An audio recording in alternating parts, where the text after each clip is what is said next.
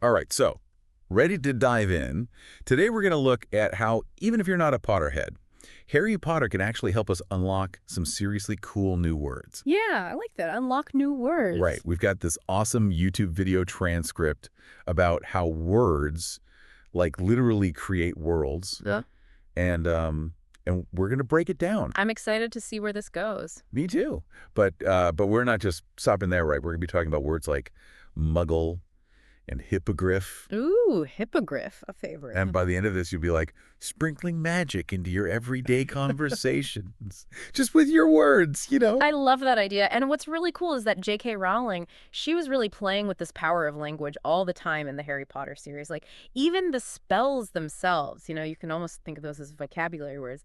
Each one has such a specific meaning and effect. Right. Like super precise. It's not just like waving a wand and anything happens. Exactly. Well, that reminds me of that spell lumos, to make light. Oh, yeah. Classic. And it's so close to the word luminous, which, means something that gives off light. Yeah. It makes you realize how clever she was, like weaving in real words and then like the invented words to create this whole like magical atmosphere. And it goes even deeper than that, right? Think about it. A lot of English words, they have roots in like Latin and Greek. Oh, yeah, true. And when you start to like understand those connections, learning new words can almost be like solving a puzzle. Oh, I love that. Like, for example, did you ever think about where the word hippogriff comes from? I mean, not really, to be honest. It's just like a magical creature. So it actually comes from the Greek word hippos, which means horse, Okay, that makes sense. Half horse. and grips, which means griffin. So it's literally a horse-griffin hybrid. Oh, wow. That's so cool. See, now I can impress all my friends with that knowledge. Exactly. So speaking of fantastical things, can we talk about potions for a second? Yeah.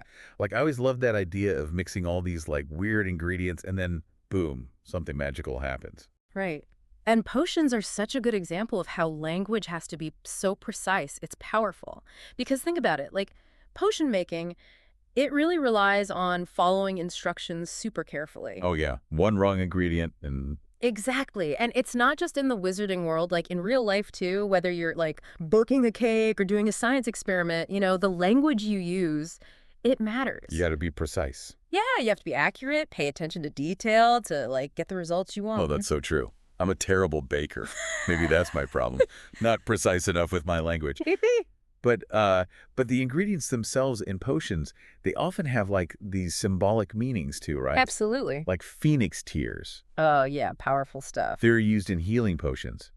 And it's because like phoenixes symbolize rebirth and renewal. Oh, that's right. So it's like every ingredient adds another layer of meaning to the potion. Exactly. And just like those ingredients, each word that we choose, it's like we're adding to the overall message that we're trying to convey. It's like building a potion, but with words.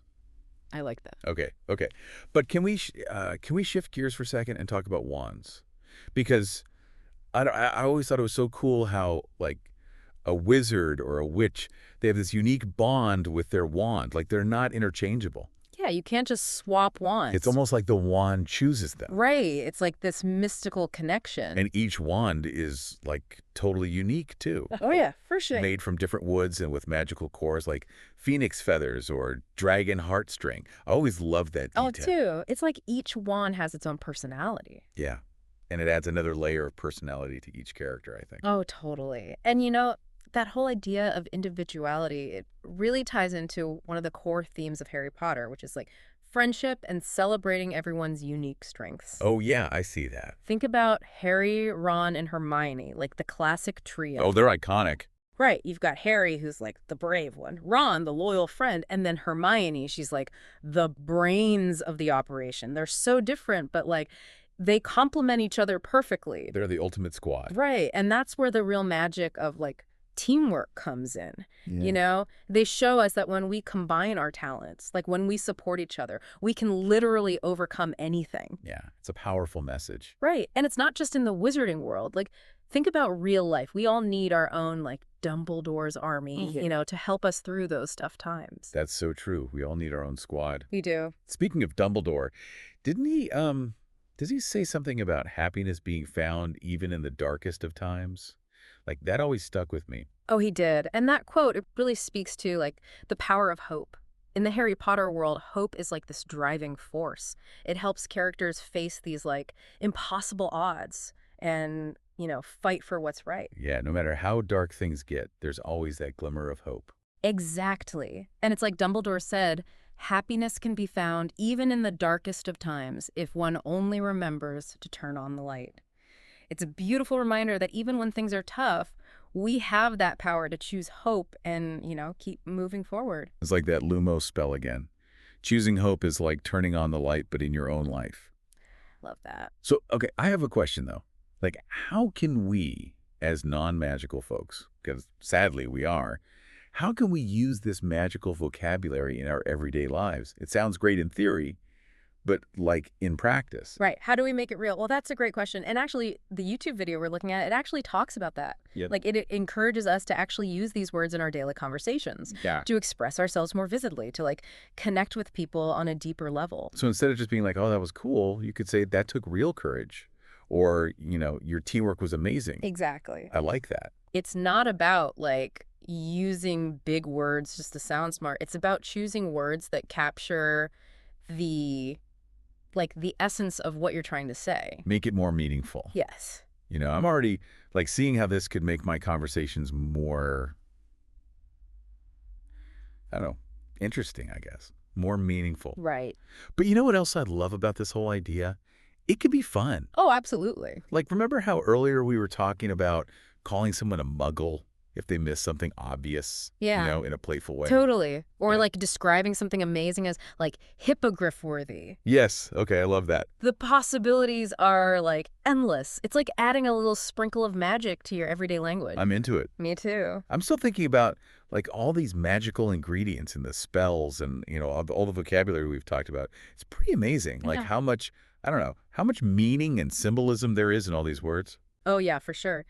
And speaking of symbolism, do you remember that really kind of creepy, spooky place in the books, the Forbidden Forest? Oh, yeah, totally. I mean, Like, even the name yeah. itself, it sounds like scary. Right. It's a place where like characters are always like facing their fears or being tested all the time. Exactly. And that brings us to like another super important word in the Harry Potter world, courage. Okay, yeah. And what's interesting about courage is that it's more than just like physical bravery, you Well, know? oh, for sure. Like, yeah, it's not just about like fighting dragons. Right, exactly. It makes me think of Neville Longbottom. Oh, I Neville. was like often scared, but he always found a way to like do what he thought was right, even when it meant like standing up to his friends. Right. And that's like true courage Yeah. because Neville shows us that courage isn't about not being afraid. It's about like doing something even though you are afraid. I never thought about it like that, but that's so true. And it's something that we all deal with. Right? Like in real life, we all have moments where we need to be like our own Neville. Just step up and do what needs to be done. Even if it feels scary. Exactly. And sometimes like being courageous means admitting that you need help, right? Oh, yeah. That's like a whole other level of bravery. It is. It takes a lot of courage to like be vulnerable, to trust people, and to like ask for support. And that leads us to another good word, teamwork. Yes. I mean, come on, Harry, Ron, and Hermione, they are the ultimate example of what you can achieve when you work together. They are the dream team. Seriously. It- Each one of them brings like their own strengths. You've got Harry's bravery, Ron's like loyalty. He's always got your back. And Hermione's just like ridiculously smart. She is. But it makes you realize like you don't have to face, whatever you're dealing with alone. Oh, absolutely. Like there's power in working together. Yeah, they show us that when we collaborate, when we like combine our talents, there's like almost no obstacle we can't overcome. Yeah. It's like that saying, the whole is greater than the sum of its parts. Exactly. But, sometimes things are so tough, you need something more. Like you need something to keep you going. Mhm. Like that belief that, things are going to get better. Hope. Yeah. Hope. Hmm. It's that fuel that keeps you going when things seem like impossible. Yeah, it's that belief in like a brighter future, even when you're facing, tough times, you're facing adversity. And in the Harry Potter world, hope is often like the key. It is. It's what keeps those characters fighting, believing that like good is going to win out in the end. Good always triumphs over evil. It's like Dumbledore said, happiness can be found even in the darkest of times if one only remembers to turn on the light. So good. It's like, even when things are like really hard, we have that choice. We can focus on the darkness or, we can seek out the light. We can hold on to that hope and let it like guide us. Okay, so we've talked about courage, we've talked about teamwork, hope, all these powerful words. Hmm. But how do we actually bring these into our everyday lives? Right. Like it's one thing to talk about it, but like how do we actually like live it? Exactly. How do we use these words, not just in theory, but in practice?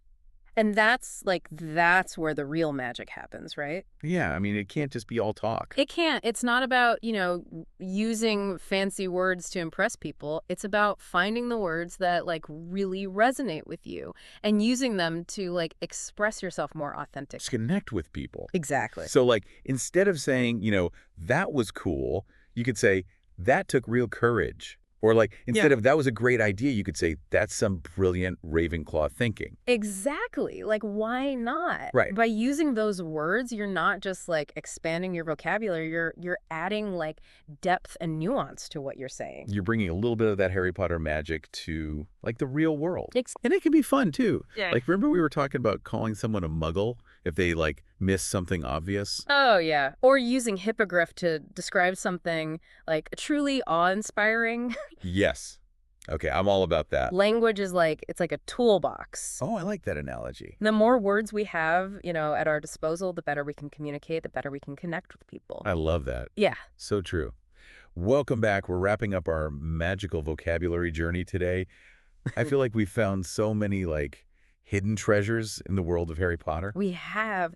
It's pretty cool, right? How these words, muggles, hippogriffs, like all these things, they've led us to these really big ideas: courage, friendship, even hope, and teamwork. Yeah, they're I don't know, each word is like a little key to understanding, well, ourselves and the world. I like that, a little key. And what I think is really cool is we can actually take these words, Yeah. and use them to like make our own lives better. Right, make them richer. Exactly. Because remember, the YouTube video we were looking at, it actually encouraged us to use these words, like in our lives, Yeah. not just think about them. Right, not just oh, that's a cool word, but actually use it. Exactly. It's not about, sounding like a dictionary. It's about finding words that really, I don't know, that speak to you, that mean something to you. Yeah, make it real. Yes.